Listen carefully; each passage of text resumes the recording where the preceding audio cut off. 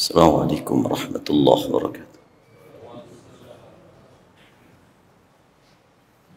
Alhamdulillah wasi'at rahmatuhu wa ta'ala qudratuhu ma yakunu min najwa thalathatin illa huwa rabi'uhum wa la khamsatin illa huwa sadisuhum wa la adna min dhalika wa la akthara illa huwa ma'ahum.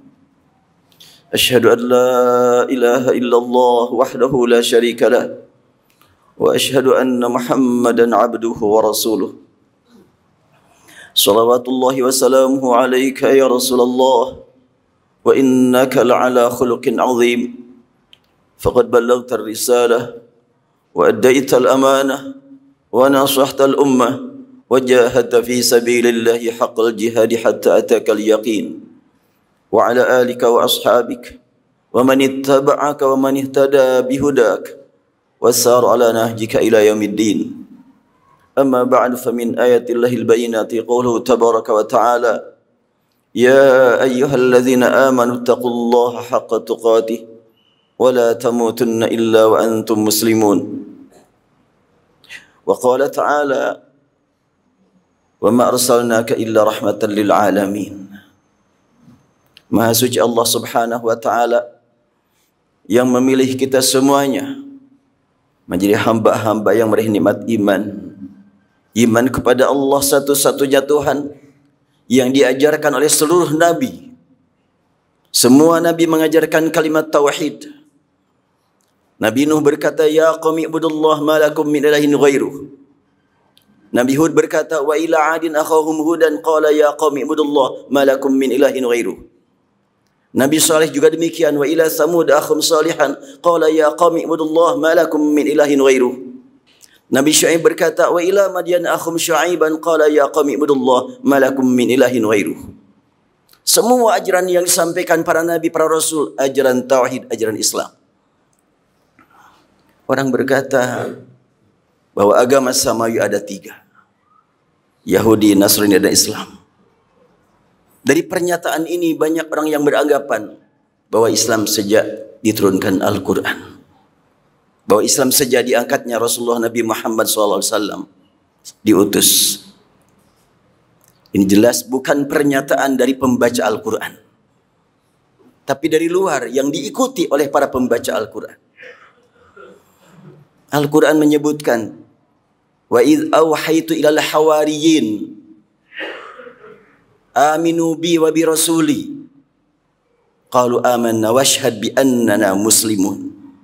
Orang-orang Hawari, orang-orang yang terdekat kepada Nabi Isa, ketika mendengar panggilan berimanlah kepadaku, kata Allah, dan kepada Rasulku, mereka berkata amanna washhad bi anna muslimun. Kami beriman dan saksikanlah kami semuanya orang-orang Islam.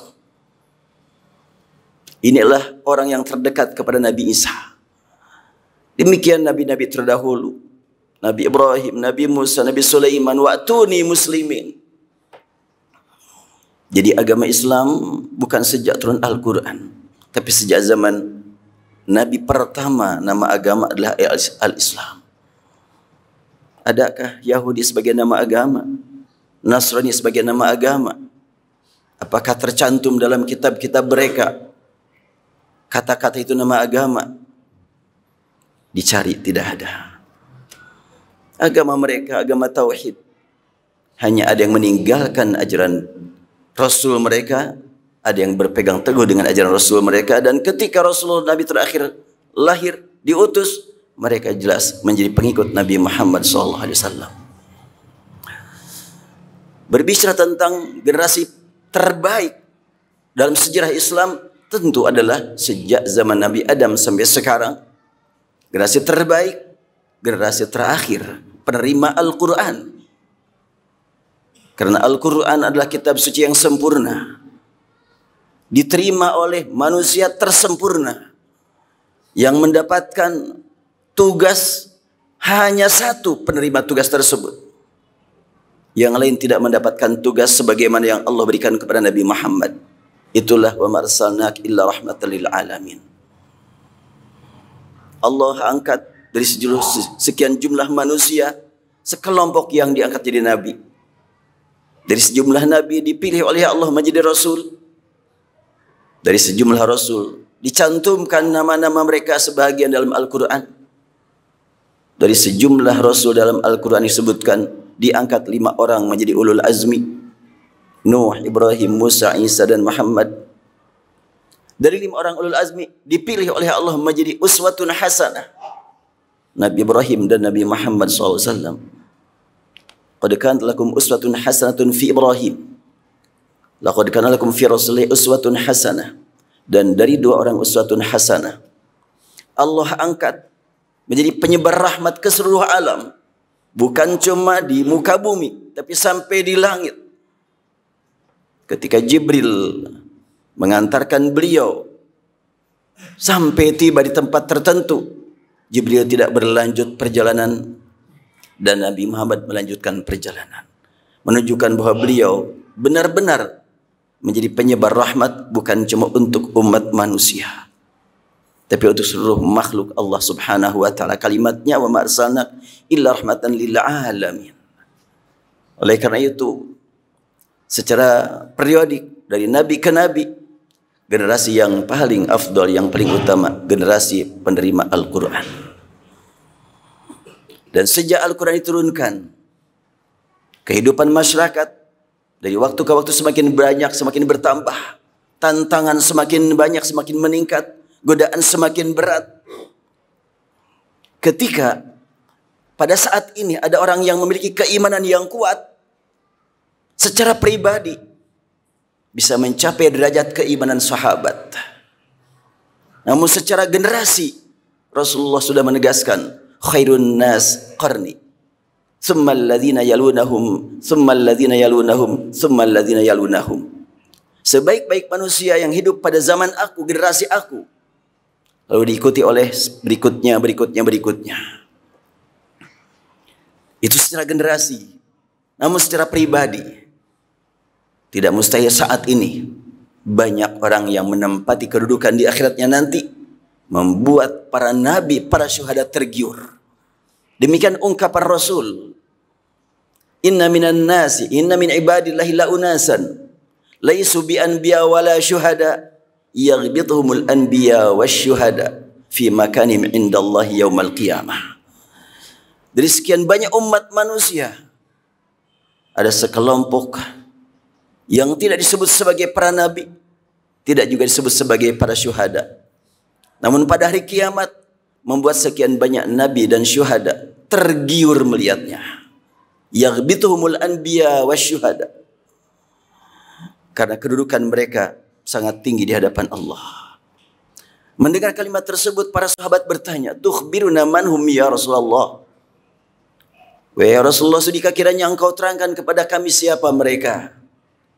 Rasul menjawab, hum qaumun tahabbu ala ruhillah, la ala arhamin bainahum wala ala malin yata'atawna.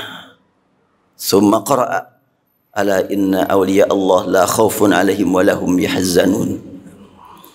Rasul menegaskan mereka adalah satu kaum yang saling sayang, menyayangi, cinta, mencintai, hanya semata-mata ingin mencari ridha Allah, hanya semata-mata melihat bahwa orang yang dicintai adalah orang yang beriman kepada Allah, ciptaan Allah. Ada kekurangan, itu lapangan amal untuk saya, bagaimana cara memperbaikinya. Kelebihan, lapangan amal bagi saya untuk mengikutinya. Sama-sama lapangan amal buat saya untuk sama-sama beramal. Manusia terbagi 3 tentunya. Di atas kita, sama dengan kita, dan di bawah kita. Pada saat yang sama, seseorang bisa menempati kedudukan yang 3-tiganya. Di atas dalam satu segi, sama dalam segi yang lain, dan di bawah dalam segi yang ketiga. Rasulullah SAW setelahnya menegaskan, qaumun tahabbu ala rawihillah. Orang yang dirindukkan, yang dikagumi, yang menggiurkan para nabi, para syuhada, adalah mereka yang saling sayang, menyayangi, cinta, mencintai semata-mata karena Allah. Kalau begitu, kita punya kesempatan untuk mendapatkan kedudukan yang menggiurkan para nabi, para syuhada di akhirat. Kita buktikan bahwa kita sangat mencintai orang yang sujud, yang ruku, menghadap kepada Allah, dimanapun mereka berada, bagaimanapun aliran mereka cara berfikir, selama memang keimanannya sama, berlandaskan la ilaha illallah Muhammadur Rasulullah. Entah golongan apa yang mereka ikuti, organisasi apa yang mereka ikuti, tapi selama Al-Quran yang dibaca sama dengan Quran yang kita baca, ketika berangkat ibadat haji dan umrah sama menggunakan kalimat labbaik Allahumma labbaik, semuanya mereka saudara kita. Saat ini banyak pihak-pihak yang berjuang agar umat Islam tidak membuktikan sayang menyayangi satu sama lain. Bahkan di kalangan orang-orang yang mengkaji ilmu, dipancing terus biar satu sama lain saling menyerang. Tapi semuanya itu tidak akan berhasil kalau untuk tingkat internasional. Walaupun boleh jadi tingkat lokal berhasil. Tingkat internasional bulan Januari ini dilihat di media, para jamaah umroh padatnya luar biasa, melebihi pada waktu-waktu yang sebelumnya. Mereka satu sama lain saling mendoakan, tidak pernah mendapatkan masalah akibat berdesakan. Ini adalah merupakan bukti generasi paling utama. Boleh orang berkata umat Islam tertinggal, umat Islam miskin-miskin, malas baca. Itu korban dari tulisan Moshe Dayan, seorang jurnalis Yahudi yang mungkin sudah kehabisan akal, ingin menghentikan perjalanan dakwah Islam. Maka dia membuat tulisan dan disebarluaskan oleh umat Islam. Tulisan yang menghina umat Islam. Dia sebut umat Islam tidak tahu sejarah. Siapa yang paling yakin membaca sejarah, dibuktikan kebenaran sejarahnya, kalau bukan umat Islam? Karena sejarah dalam al-Islam, sejarah Islam adalah dalam Al-Quran yang pasti benar. Sejarah karya manusia ada yang benar, ada yang tidak. Dongeng pun bisa disebut buku sejarah, tergantung siapa yang menulis. Tapi kalau kita berbicara sejarah, selama memang tidak bertentangan dengan Al-Quran, siapapun yang menulis kita terima. Bila bertentangan dengan Al-Quran, tentu kita tidak terima. Allah Subhanahu wa taala menegaskan, "Walaqad katabna fi zaburi min ba'di dzikr annal arda yarithuha ibadiyas salihun." Sungguh telah kami tetapkan dalam Zabur, setelahnya zikr, setelahnya Lauhul Mahfuz, annal arda yarithuha ibadiyas salihun. Bumi ini pewarisnya adalah hamba-hambaku, ibadi, hamba-hambaku artinya ahli tauhid yang hanya menyembah kepada Allah. Itulah pewaris bumi, ibadiyas salihun. Kalau begitu maka sangat penting bagi kita untuk meluruskan pemikiran yang mengatakan bahwa agama samawi ada 3. Agama samawi cuma satu, agama tauhid. Dan untuk umat Nabi Muhammad, kita sebagai umat Nabi Muhammad, walaupun Rasul sudah menegaskan khairun nas qarni, sebaik-baik manusia yang hidup pada zaman aku, pada generasi aku, pada abadku, lalu diikuti oleh selanjutnya, itu secara generasi. Tapi secara pribadi, di hadis lain Rasulullah menegaskan saat beliau ziarah ke kuburan, kharaja Rasulullah sallallahu alaihi wasallam ilal maqbarah. Beliau menuju kuburan lalu berdoa untuk ahli kubur. Assalamualaikum dara qaumi mu'minin inna insyaallah bikum lahikun. Lalu beliau bersabda, inni waditu an qad ra'aitu ikhwanana. Di hadapan para sahabat beliau menyatakan, aku sangat merindukan ingin bertemu dengan ikhwan-ikhwan kita, saudara-saudara kita. Pada siang lain, ini waditu an qad ra'aitu ikhwani, saudaraku. Sahabat langsung berkata, ya Rasulullah, alasna bi ikhwanik. Dalam hadis riwayat An-Nasi, alasna ikhwanak, bukankah kami ikhwan engkau? Rasul menegaskan, ikhwani lam ya'tu ba'du. Ikhwanku belum datang, belum hadir. Mereka langsung bertanya lagi, bagaimana engkau bisa mengetahui? Rasul bersabda, sekiranya di antara kalian punya kuda hitam, di depannya ada putihnya, berada tengah-tengah kuda hitam semuanya, akankah dikenal kuda kamu? Semua sahabat menjawab, bala ya Rasulullah, tentu kami akan mengenalnya. Demikianlah nanti di akhirat kita akan mengenal saudara-saudara kita. Dari mana? Mereka akan datang, mereka adalah nurun ala nur. Mereka akan datang ghurran muhajjalin. Di wajahnya ada bekas sujud, ada bekas wudu, ada bekas menangis kepada Allah, ada bekas senyum semata-mata karena keimanan. Inilah yang dirindukan Rasulullah sallallahu alaihi wasallam. Semoga kita termasuk yang dirindukan Rasulullah. Ghafarallahu li wa lakum wa nafa'ani wa iyyakum bima fihi min ayati wa dzikril hakim wa taqabbalani wa minkum tilawatahu innahu huwas samiul alim.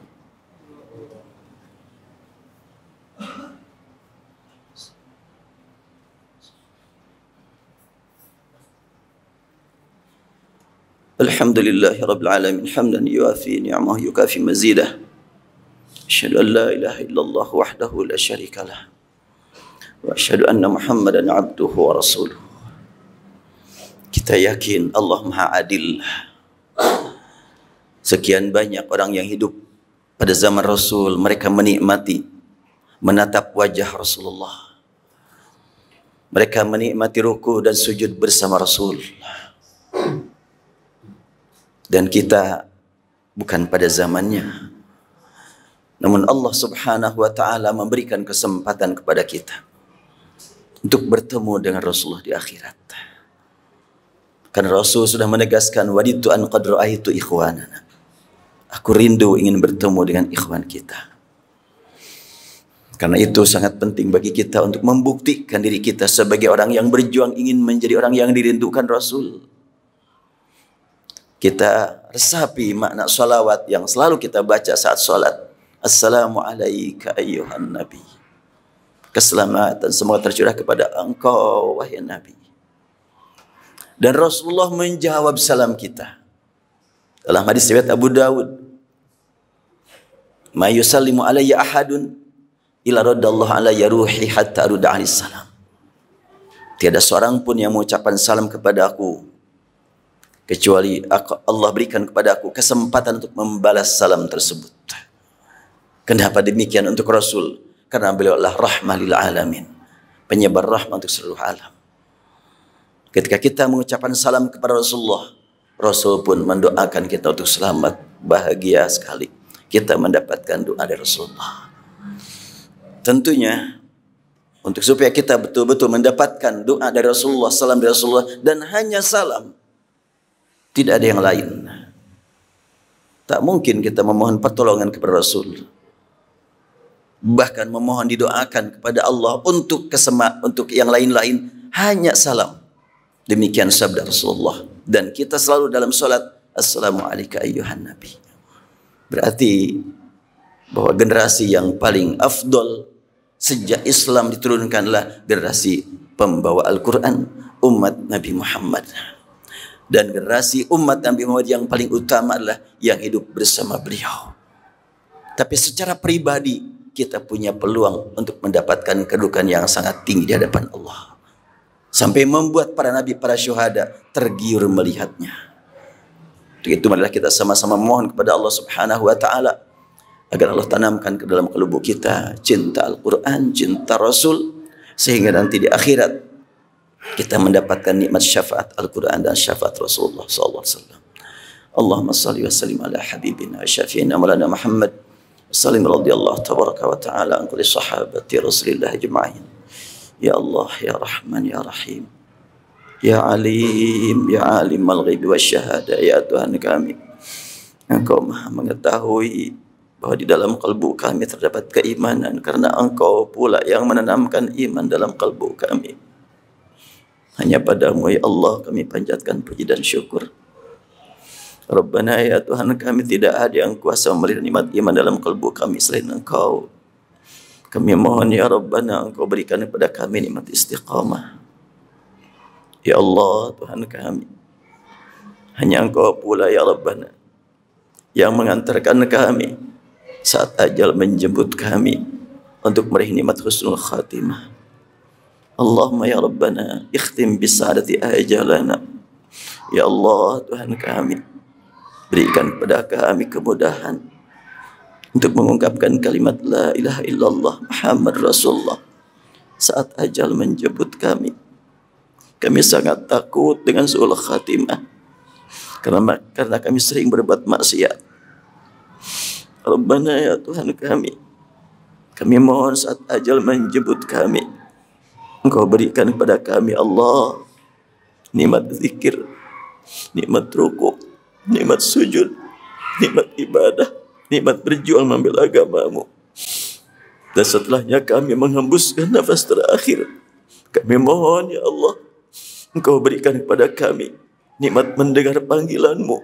Ya Tuhan nafsul mutmainnah, irja'i ila rabbik radiyatan mardiyah fadkhuli fi ibadi wadkhuli jannati. Dan saat Engkau pertemukan kami di akhirat dengan sesama makhlukmu, berilah kami nikmat bertemu dengan Rasulmu ya Allah dalam surgamu bersama keluarga kami. Allahumma ighfir lil muslimin wal muslimat, Allahumma ighfir lil mu'minina wal mu'minatil ahya minhum wal amwat, innaka sami'ud du'a. Rabbana atina fid dunya hasanah wa fil akhirati hasanatan wa qina adzabannar. Walhamdulillahi rabbil alamin. Innallaha ya'muru bil adli wal ihsani wa ita'i dzil qurba wa yanha 'anil fahsya'i wal munkari wal baghi ya'idzukum la'allakum tadhakkaruna wa la dzikrullahi akbar. Astaghfirullah li wa lakum.